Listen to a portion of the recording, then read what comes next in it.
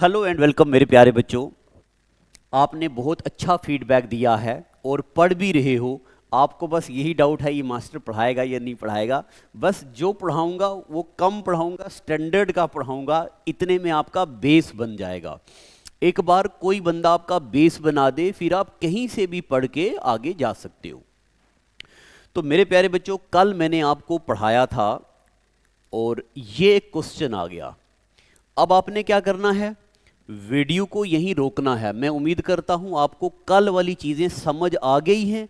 अब पहले आप वीडियो को रोको और इस क्वेश्चन को करने की कोशिश करो। देखो जी, मैं साइड हो रहा हूं। अच्छा, ये स्क्रीन दिख रहा होगा ना आपको, ये इसको आप करने की कोशिश करो। अगर हो रहा है ठीक, अगर नहीं हो रहा तो आप जरा रिकॉल करो। रिकॉल क्या रिकॉल करो?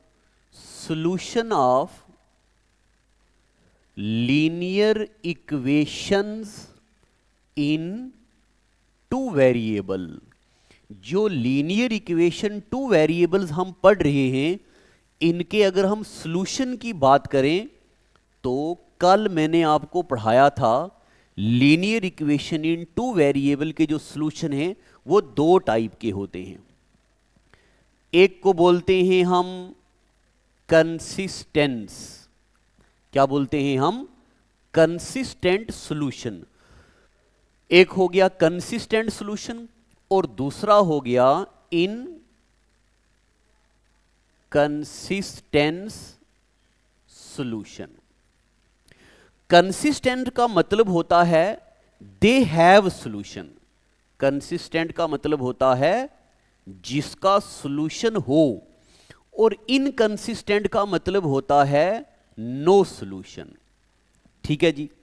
अब अगर किसी लीनियर इक्वेशन का सॉल्यूशन है, या तो ऐसा हो सकता है कि उसका सिर्फ एक सॉल्यूशन हो, या ऐसा हो सकता है कि वन सॉल्यूशन हो, या ऐसा हो सकता है कि इनफाइनाइटली मैनी सॉल्यूशन हो। ठीक है, जरा ज्यादा अगर मैंने छोटा लिखा है तो आप प्लीज इसको थोड़ा समझ आओ। धीरे धीरे मैं बड़ा लिख लिया करूंगा यार, मुझे आदत नहीं है ज्यादा बड़ा लिखने की। तो कंसिस्टेंट का मतलब होता है सॉल्यूशन है। कंसिस्टेंट में या तो वन सॉल्यूशन होगा या इनफाइनाइटली मैनी सॉल्यूशन होगा। वन सॉल्यूशन कब होगा? अगर लाइन एक दूसरे को टच करें एक जगह पे। और इनफाइनाइटली मैनी सॉल्यूशन कब होगा? जब दोनों लाइंस एक दूसरे के ऊपर चढ़ जाएं। तो जब दोनों लाइन एक दूसरे के ऊपर चढ़ जाती हैं, इनको क्या बोलते हैं? Concurrent lines. क्या बोलते हैं इनको? Concurrent lines. और अब एक चीज और यहीं पे लिख देता हूं मेरे प्यारे बच्चों, जब नो सॉल्यूशन हो तब क्या होता है? a1 upon a2 is not equal to b1 upon b2।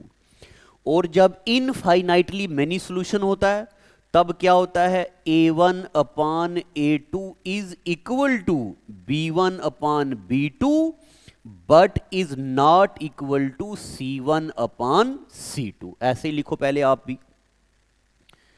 ठीक है, कनकरेंट सॉल्यूशन यानी कि इनफाइनाइटली मैनी सॉल्यूशन। ठीक है,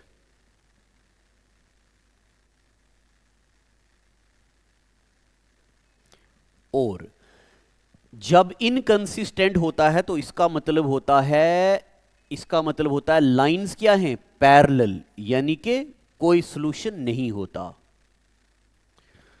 ठीक है जी। तो ये और इनकंसिस्टेंट का मतलब होता है जब लाइन कॉमन हो ना, सॉरी लाइंस क्या हो? पैरेलल। तो इसके लिए क्या क्राइटेरिया है? a1 upon a2 is equal to b1 upon b2 is equal to c1 upon is ये नॉट इक्वल टू। ठीक है जी। अच्छा, मैंने एक छोटी सी गलती कर दी है। देखो, मैंने एक गलती होगी मेरे से, यहां पे भी मैंने नॉट इक्वल टू लिख दिया, यहां पे भी। तो यहां पे है ये, जब इनफाइनाइटली मैनी सॉल्यूशन है तो इन इक्वेशन का सब कुछ इक्वल होना चाहिए, और जब वन सॉल्यूशन हो तब a1 upon a2 is not equal to b1 upon b2। Inconsistent में जब क्या हो, नो सॉल्यूशन हो, तो लाइंस क्या होती है, पैरेलल, उसमें a1 upon a2 equal to b1 upon b2 is not equal to c1 upon c2। ये मैंने आपको कल पढ़ाया हुआ है, ये मैंने आज आपको रिकॉल करवा दिया। इस चैप्टर में अगर आपको ये पता चल गया तो आपका 50% चैप्टर हो गया। फिर अभी मैं आपको थोड़ी देर के बाद करवाने वाला हूं कि जब सॉल्यूशन फाइंड कैसे करना है, वो आ गया तो आपको और 50% चैप्टर आ गया। बस यही करना है, चैप्टर खत्म, 2 वीडियोस में आपका चैप्टर खत्म। चलो जी, ये लिख दिया। तो अब हम आते हैं इस क्वेश्चन की तरफ। ये पूछता है a pair of linear equation is consistent. Linear equation क्या होगी, लीनियर इक्वेशन क्या होगी, कंसिस्टेंट। कब, या तो लाइन टच करनी चाहिए या कंकरेंट होनी चाहिए। तो या तो लाइन, अच्छा, या तो लाइंस टच करनी चाहिए या कंकरेंट होनी चाहिए। ये बोलता है सिर्फ टच करनी चाहिए, तो ये होगा जी पहला आंसर। ठीक है, पता चल गया आपको, चला कि नहीं। मैं उम्मीद करता हूं आपको कल वाला लेक्चर थोड़ा समझ आया होगा, नहीं आया तो मुझे बताइएगा। आप वीडियो में लिखना समझ नहीं आया तो मैं उसको दोबारा से आपको एक लाइव सेशन लूंगा, ये भी आपको पता चल गया। अब इसको याद रखना है हमेशा, ठीक है। अब आते हैं एक क्वेश्चन करते हैं। देखो जी, ये कहता है द इक्वेशंस, ये 2 इक्वेशन दी गई हैं और ये पूछता है बताओ इनका यूनिक सॉल्यूशन है, इनफाइनाइटली मैनी सॉल्यूशन है या क्या है। अगर आप अच्छे से सीखना चाहते हो तो वीडियो को पहले रोको और इन 2 इक्वेशन को खुद सॉल्व करने की कोशिश करो। चलो वीडियो को रोको, मैं साइड हो रहा हूं, यहां। मैं उम्मीद करता हूं कि आपने वीडियो को रोका होगा और आपने सॉल्व करने की कोशिश की होगी। अब चलिए जी करते हैं। अब अपना आंसर मेरे आंसर के साथ मैच करो। पहले हम इस इक्वेशन को ठीक करके लिखते हैं। ये होनी चाहिए 5x minus 3y minus 7 equal to 0। ये होनी चाहिए 7x plus 4y minus 18 equal to 0। ये इक्वल टू के इधर जाएगा तो माइनस होगा। ये बोल रहा है कि बताओ इनके यूनिक सॉल्यूशन होगा, क्या होगा। तो पहले हम चेक करते हैं a1 अपान a2 और b1 अपान b2 का क्या रेशो है। तो ये क्या होगा, 5 अपान 7 3 अपान 4 माइनस 3 अपान 4। क्या ये दोनों इक्वल हैं? ये तो दोनों इक्वल नहीं हैं, तो आगे चेक करने की जरूरत नहीं है। हमें पता है अगर a1 upon a2 is not equal to b1 upon b2 तो वन सॉल्यूशन, यानी कि इसको क्या बोलते हैं, यूनिक सॉल्यूशन। तो इसका आंसर क्या होगा जी, यूनिक सॉल्यूशन। ठीक है, पता चला कि नहीं, है ना आसान क्वेश्चन। आज थोड़ा मजा कम आएगा आपको, हो सकता है, क्योंकि आज मैं कुछ ठीक नहीं हूं, मूड ठीक नहीं है। चलो जी अगला क्वेश्चन देखते हैं। ये बोलता है 2 इक्वेशंस हैं, एक ये इक्वेशन आ गई और एक ये इक्वेशन आ गई। ये बोलता है बताओ जी इन इक्वेशन के द पेयर ऑफ इक्वेशन इनका नो सॉल्यूशन। ये बोल दिया कि इक्वेशन का सॉल्यूशन नहीं है। तो अगर इक्वेशन का सॉल्यूशन नहीं है तो इनमें से कौन सी स्टेटमेंट सही है। पहले तो आपको यह बात पता होना चाहिए कि नो सॉल्यूशन के लिए क्या है, a1 upon a2 equal to b1 upon b2 is not equal to c1 upon c2। तो देखते हैं, यही है ना a1। अब मैं थोड़ा डायरेक्ट लिखने लगा हूं, a1 upon a2 3 upon p is equal to y के पीछे कुछ नहीं है तो होगा 1 अपान 2 और इज नॉट इक्वल टू 1 अपान 5। ये होना चाहिए। तो एग्जामिनर ने क्या बोला है, p की वैल्यू हमें बतानी है, p की वैल्यू क्या नहीं हो सकती। तो मेरे प्यारे बच्चों p की वैल्यू क्या नहीं हो सकती। अब हम इस वाले पार्ट को यूज करेंगे। 3 अपान p किसके बराबर होना चाहिए, 1/2 के। 2 इंटू 3 6, 6 किसके बराबर होना चाहिए? P के। यानी कि इस इक्वेशन के तभी नो सॉल्यूशन होंगे अगर P की वैल्यू क्या होगी? 6। P की वैल्यू क्या होगी? 6। ठीक है जनाब। अब इसको जरा हम चेक भी कर लेते हैं। अगर P की वैल्यू है 6 तो 3/6 A1/A2 इज इक्वल टू 1/2। 1/2 होना चाहिए।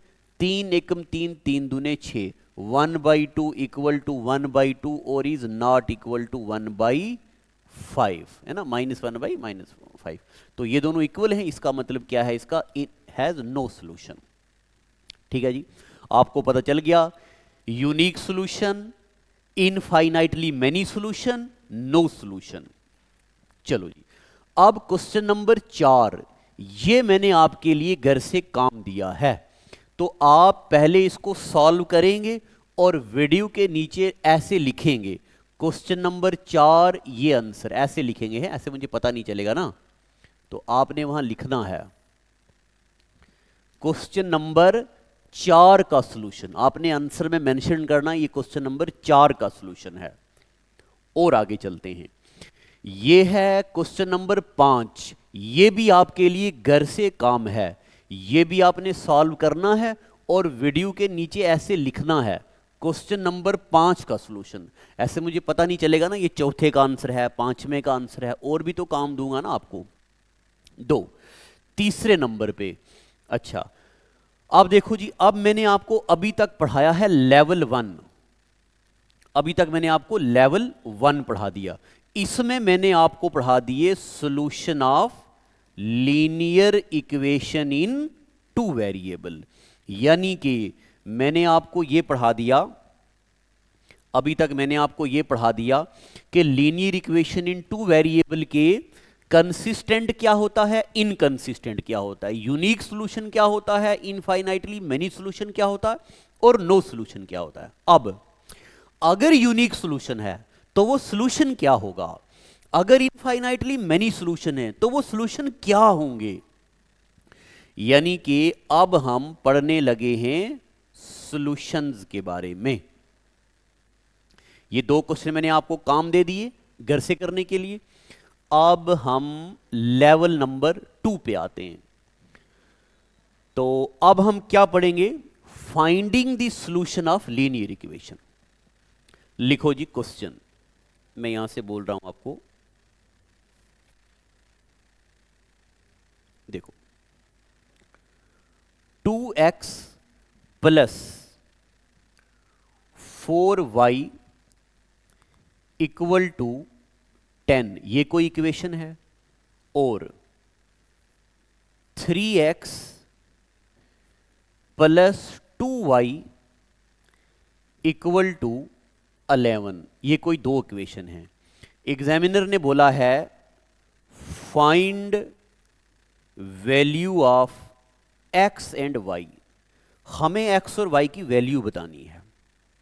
ठीक है, अब मैं थोड़ा जल्दी करूंगा, आज की वीडियो में थोड़ी जल्दी पढ़ाऊंगा, है ज़्यादा इंटरेस्ट आज, क्योंकि मुझे थोड़ा कुछ काम है ना यार, समझा करो, थोड़ी मजबूरी। अब हमें x और y की वैल्यू बतानी है, तो ऑप्शन में हो सकता है 3 4 लिखा हो, 5 6 लिखा हो, 7 9 लिखा हो, कोई वैल्यू दी हो। तो मेरे प्यारे बच्चों, हमें अब ये नहीं बताना है इसका, हमें ये नहीं बताना है कि इसका यूनिक सॉल्यूशन है, इनफाइनाइटली मेनी सॉल्यूशन है या नो सॉल्यूशन है, ये नहीं बताना। हमें ये बताना है कि सॉल्यूशन क्या है। तो सॉल्यूशन अगर एग्जामिनर ने पूछा तो जाहिर सी बात है इक्वेशन के सॉल्यूशंस होंगे, तभी पूछा है। तो अब मैं आपको बता रहा हूं how to find solution. Step number 1, step number 1 क्या? x का या y का, क्या मैंने बोला? x का या y का कोफिशिएंट बराबर कर दो, बराबर कर दो। ठीक है जी, x का और y का कोफिशिएंट क्या कर दो, बराबर। हमेशा ये करना है। जब भी आपको, मैं ये यूनिवर्सल ट्रूथ बता रहा हूं, जब भी आपको एग्जामिनर ने बोले कि find the solution of linear equation into variable, तो स्टेप नंबर 1 हमेशा क्या होगा, x का या y का, दोनों का नहीं, किसी एक का कोफिशिएंट बराबर कर दो। अब बराबर कैसे होगा, देखो जी, मैं यहां आपको एक लंबा मेथड करके बताऊंगा। लंबा मेथड मतलब डिटेल में बताऊंगा, बाकी ट्रिक फिर आपसे खुद निकलेंगे, देखते जाओ। यहां लिखा है 2x प्लस 4y, अब मैं 10 को पार ले जाता हूं, -10 इक्वल टू 0, स्टैंडर्ड इक्वेशन में बना दिया ना। इसको लिखा 3x प्लस 2y और -11 इक्वल टू 0 लिख दिया जी। अब मैं आपको यह बताने लगा हूं कि कोफिशिएंट को बराबर कैसे करना है। जिसने पहली वीडियो नहीं देखी वो पहली वीडियो देखो, तब आपको समझ आएगा। मेरे प्यारे बच्चों देखो जी, x के पीछे क्या लिखा हुआ है, 2, यहां x के पीछे क्या लिखा है, 3। ऊपर वाले को 3 से मल्टीप्लाई करो, ऊपर वाले को 3 नीचे वाले से मल्टीप्लाई करो, और नीचे वाले को ऊपर वाले से मल्टीप्लाई करो। क्या, फिर से यहां देखो, ऊपर वाले को नीचे वाले से मल्टीप्लाई करो और नीचे वाले को ऊपर वाले से मल्टीप्लाई करो। तो यहां क्या लिखा है, 2। बताओ मैं इसको किससे मल्टीप्लाई करूंगा, 3 से, क्योंकि नीचे क्या है, 3। अब नीचे क्या लिखा है, 3, मैं किससे मल्टीप्लाई करूंगा, ऊपर वाले से। ऊपर क्या लिखा है, 2, बस आंसर निकल गया। अभी निकलेगा answer, 3 into 2 6x plus 3 into 4 12y minus 10 into 3 30 equal to 0। यहां पे 2 इंटू 3 6x प्लस 2 दूने 4y माइनस 11 दूने 22 इक्वल टू 0। अब इन दोनों को माइनस कर दो, माइनस माइनस, ये माइनस है तो माइनस के बदले क्या हो जाएगा, प्लस। 6x और 6x कैंसिल, 12 में से 4 निकाले तो 8, 8y और -30 प्लस 22, तो माइनस इंटू प्लस माइनस, 30 में से 22 निकाले तो -8 इक्वल टू 0। 8y,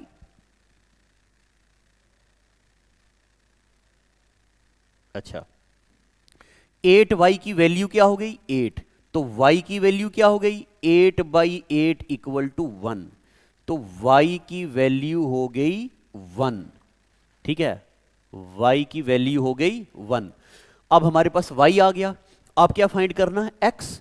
तो y की वैल्यू डाल दो किसी एक इक्वेशन में। अब मैं डायरेक्ट करने लगा हूं, अगर y की वैल्यू है 1 तो मैं इसको कहां करूं, यहां करने लगा हूं, यहां है 2x plus 4 into 1 4 minus 10 equal to 0।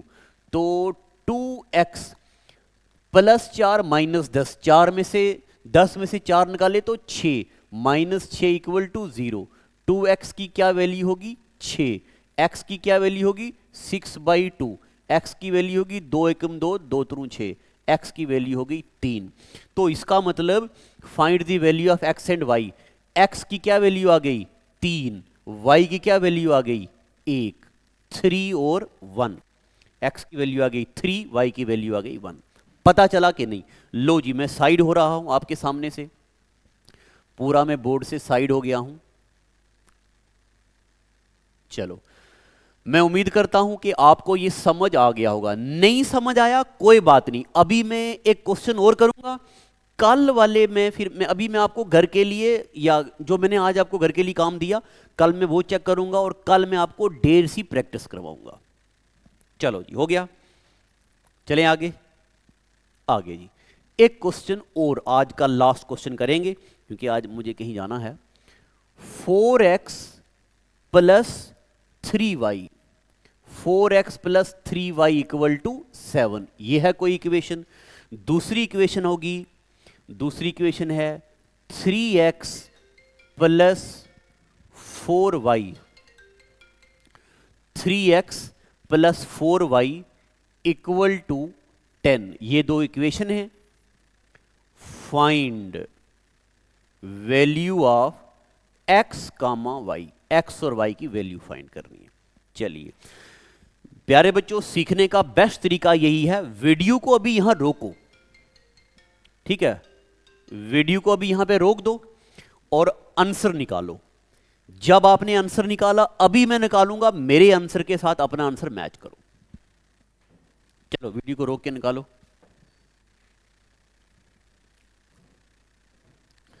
पहले हम इसको स्टैंडर्ड फॉर्मेट में कन्वर्ट करते हैं। क्या होगा ये? 4x plus 3y minus 7 equal to 0। ये क्या होगा? 3x plus 4y minus 10 equal to 0। अभी मुझे आपको समझाना है, इसलिए मैं वैल्यूज छोटी छोटी ले रहा हूं। जब मैं आपको प्रैक्टिस करवाऊंगा तो वैल्यू बड़ी बड़ी भी हम लेंगे। ये दो इक्वेशन बन गई। अब पहला स्टेप क्या लिखवाया था? अभी अभी पहला स्टेप क्या लिखवाया? क्या जनाब? Step number 1। यहां पे देखो, x के या y के कोफिशिएंट को बराबर करो। तो अब हम क्या करेंगे? x के या y के कोफिशिएंट को बराबर करेंगे। है 2 मिनट। x के और y के कोफिशिएंट को बराबर करेंगे। तो उसके लिए क्या करेंगे हम?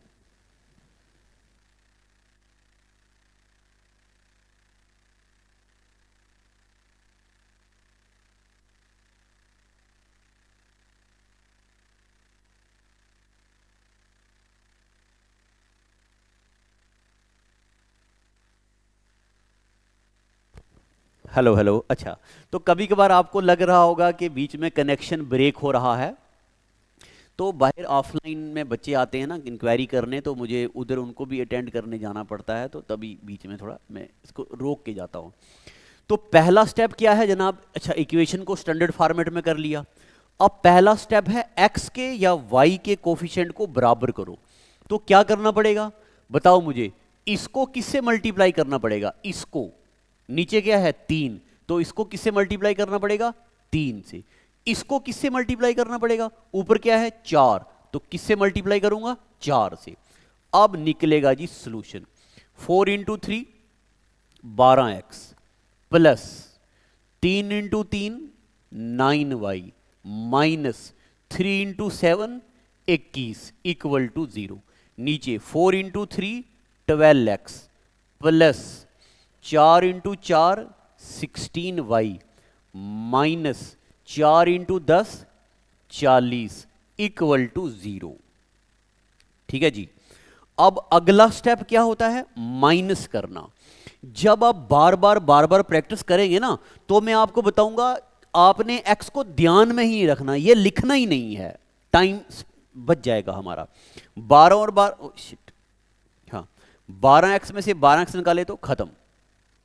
-9 और सॉरी +9 माइनस 16, 16 में से 9 निकालो तो 9 और 1 10 और 6 16 7 -7y। 16 में से निकालने हैं 9, तो क्या आएगा 7। और माइनस इंटू माइनस प्लस, मगर साइन रहेगा माइनस का। 40 और 50 60 और 61 equal to 0। -7y equal to 61, minus का पार जाके तो प्लस का हो जाएगा। तो y equal to 61 divided by 7, ये आ गई जी y की वैल्यू। ठीक है, 4x, अच्छा, प्लस 4y माइनस 10, कुछ 2y,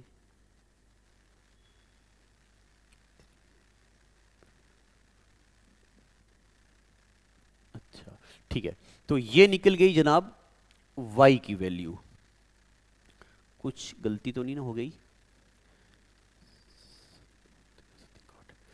हाँ, चलो, अब y की वैल्यू निकल गई। इसको अगर काटना भी है तो आप काट भी। ठीक है जनाब, तो ये निकाली हमने, हेलो, हाँ, ये निकाली हमने y की वैल्यू। अब हमने निकालनी है x की वैल्यू। तो एक बार देखते रहना कहीं में कुछ जमा माइनस में गलती तो नहीं हो गई है।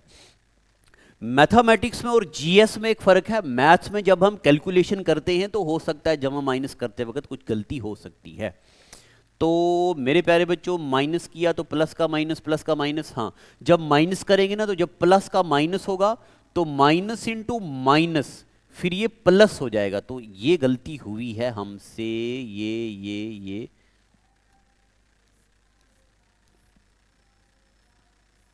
एक गलती हो गई। तो 40 में से 21 निकालने हैं, तो 40 में से 21 निकालेंगे तो 20 और 20 40, 19, और यहाँ आएगा -7y इक्वल टू 19। y की वैल्यू आ गई 19/7, -19/7। अगर आप कहीं गलती हुई होगी तो अभी निकल जाएगी। अब हम निकालते हैं x की वैल्यू। x की वैल्यू आएगी 4x प्लस 3 इंटू -19/7 और -7 इक्वल टू 0। तो ये आएगा, ये थोड़ी वैल्यू गंदी सी आ गई है, कोई मैंने एग्जाम्पल ही ऐसी ली होगी, बट पेपर में ऐसी बेकार सी वैल्यूज वाले क्वेश्चन नहीं आते। तो मेरे प्यारे बच्चों 4x plus into minus minus 19 through कितने होते हैं, 9 थ्रू 27, 7 कैरी 2, 3 एकम 3 और 1, 3 एकम 3, 4 5, 57 डिवाइडेड बाई 7, -7 इक्वल टू 0।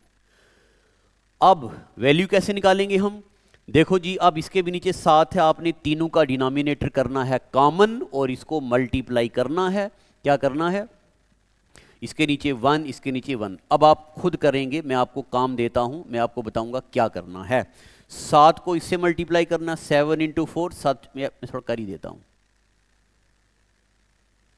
देता हूं, 7 चौके 28x minus 57 divided by 7, -7/1 equal to 0। मैं अभी कोई शॉर्टकट नहीं मार रहा हूं, मैं आपको फुल बिल्कुल छोटे बच्चे जैसे करते हैं वैसे बता रहा हूं। तो मेरे प्यारे बच्चों 28x माइनस 57 और -7 इंटू 7 49 इक्वल टू 0, ये जाएगा पार। तो और कर लेते हैं, 28x और माइनस, इन माइनस इंटू माइनस प्लस, इन दोनों को ऐड करेंगे, 49 और 57 कितने होते हैं, 49 और एक हो गया, ऐसे करते हैं, ये हो गया 50, इन दोनों को यहाँ जमा करता हूँ मैं, है तो दोनों को जमा करके आएगा कितना, यहीं कर देता हूँ, 28x माइनस 106, 9 और 1 10, 50 90 106 इक्वल टू 0। अब x की वैल्यू कैसे निकलेगी, अब x की वैल्यू कैसे निकलेगी जनाब, 28x इक्वल टू 106, x की वैल्यू क्या आएगी, 106 डिवाइडेड बाई 28।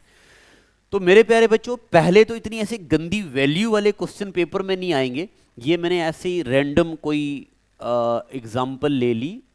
तो मैं कल में नेक्स्ट में जितने भी क्वेश्चन लाऊंगा वो प्रीवियस ईयर पेपर्स के लाऊंगा। जब मैं प्रीवियस ईयर पेपर के क्वेश्चन लाऊंगा तो वो डायरेक्ट कटने वाले क्वेश्चन होंगे। अब देखो, इसको कटने में अभी वक्त लगता है, अभी मैं आपको बिगिनर मान के चल रहा हूं, तो बस मुझे आपको अभी ये समझाना था कि infinite many solution, no solution, unique solution कैसे होता है।